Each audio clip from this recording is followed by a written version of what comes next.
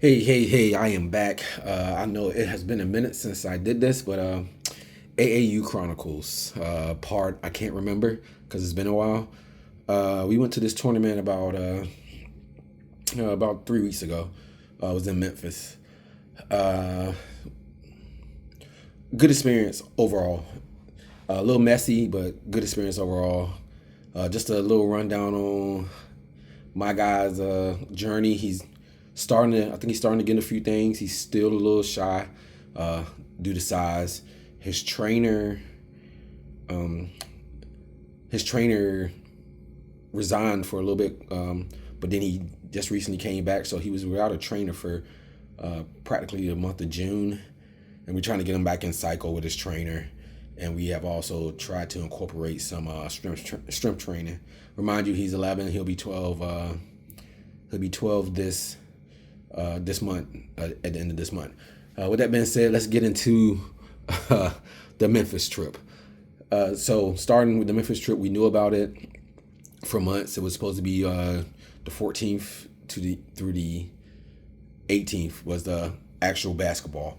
So there was so it was supposed to be Thursday through Sunday.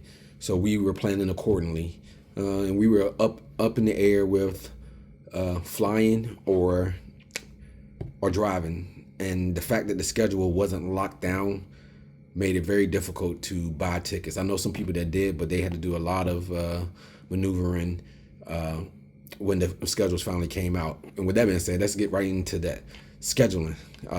Not the fault of our organization, but the people who were handling the scheduling put the schedules out Tuesday night at midnight or Wednesday. I think it was Tuesday midnight. The schedules came out.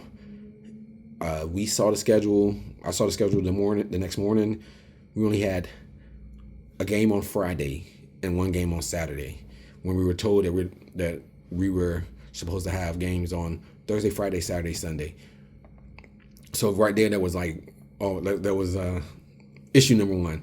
Because I had taken time off from work. My wife had taken time off from work, and we had made arrangements for this to be we leave Wednesday, because we decided to get a rental car. We leave Wednesday, and then we drive back Monday, and we had all this stuff in place for a Wednesday departure. But then like the schedule came down, and there was a whole lot of trying to figuring out. So we knew that we had a game on Friday, and then word came down, maybe a game on Thursday, maybe two games on Friday, maybe. So no game on Thursday. So we pulled out Thursday morning very early. It was about a total with all the stops, about a 13-hour drive. Not bad. A little cramped because we downsized the vehicle that we were going to take, because the kid that was riding with us changed his mind 2 times, and then finally decided that he was going to come. So in an effort to save a little bit of money, we downsized, but then he said it was going to come. But we made it work. Got there.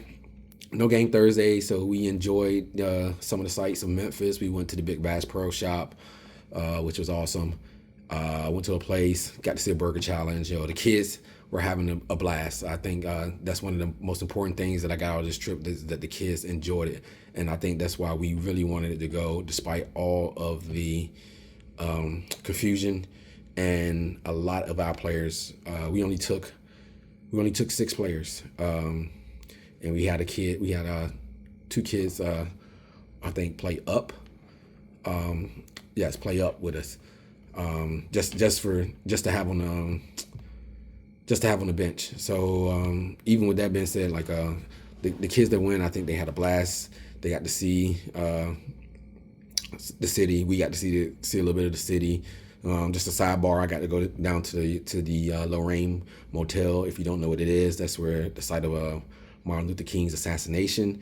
They turned into a whole civil rights museum, which was phenomenal. I recommend it if you ever get a chance to go to Memphis. It was great, and got down on Beale Street, which was awesome. BB King's restaurant. All right, so now to the basketball. So Friday, so now I gotta pull this from memory because it's not as fresh. Friday, I think the kids played well, but we ended up losing. We played we played a team that we played before, and that beat us pretty bad before. And it started out a little bit better. The first 5 minutes or so, we looked like we were, uh, you know, up to task. You can tell that they had learned from the previous experience and from the train and from the practices. Just couldn't score the bucket for some odd reason, and eventually they opened it up and they ended up starting to score. And then I think our kids kind of got in their heads, and we ended up losing pretty bad. That team, we've had trouble with them. I think we played them 3 or 4 times and they beat us pretty bad. Saturday, fast forward Saturday, we play again, and first game, not so good. I want to say, yeah, we played 2 games Friday or Saturday. First game, more of the same of what happened in the previous game, just pressing, kids turning over, just not communication was bad. And then we, but it was stuff to be worked on. It was some positives. The kid, I saw like some positives in my son, which is like the key is what I'm looking for. I mean, not to disregard his teammates, but I just want to see his maturation, his progression, and he's starting to do some of the things that we've talked about and that he's trained on. He's still, like I said, still for some odd reason, he's just hasn't clicked in him. The killer instinct or the aggressiveness hasn't kicked in him, which is fine, man. Hope he keeps. We're just going to keep him training, keep him going, and keep trying to keep him motivated. I mean, he still wants to play basketball, so that's not a thing. We're actually looking for a basketball team for him to play in the fall because our season is rounded out here at the end of August. Our boys will be finished playing for this for our organization. Second game Saturday was awesome. Oh my God, man! Like we got out, it was even, and then the kids got ahead of us by we were down by 19. And man, our boys fought back, and you can see it click. It was a bucket went in, and they started to press. They had turnovers, a turnover, a bucket, and you can see everybody engaged they engaged in the game, and they came together as a team, which I haven't seen them do much. And I spoke to my son about that. I was like, man, you guys are all great players. I said, I think that you guys are more but you play like individuals. You guys are blaming each other, or not communicating with each other. I was like, that's part of it. I was like, and especially you as a point guard, when something goes wrong or something is a miscommunication, you're supposed to cut left or zig right, but your teammate thought opposite. I was like, let them know, hey, this is what I was thinking. I don't know what you're thinking, because you guys don't talk to each other, so you don't know you don't know each other's tendencies, and you don't know what the other's thinking. I was like, only way you can fix that is hey, this is what I saw, this is what, and then your teammate's going to tell you, oh, this is what I was seeing, so then y'all can sync up and it could be better. But in this game, man, it felt like that they found that, and we could have won that game. We went up and we ended up losing. It was tied 47-47. One of their kids got free and hit a 3-pointer from the top of the key off the glass. I think the coach was calling it the play prior to it. There was a little bit of controversy with the call, that it was a turnover on. They called a turnover on us, but it should have been our balls. They should have never had the ball. But anyway, that's hindsight. We had a chance. We ended up having a chance because they ended up getting a technical or something happened. And it was we ended up getting 1 second with the ball left, but we didn't make the shot.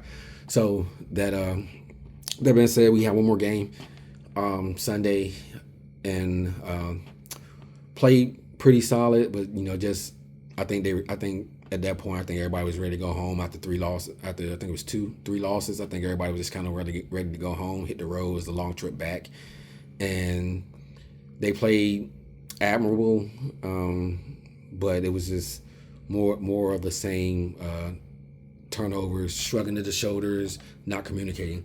So all said and done, we left out of there 0-3.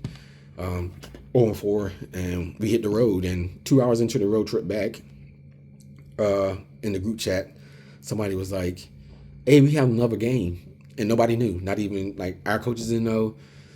Nobody informed us, and this is how messy this tournament was.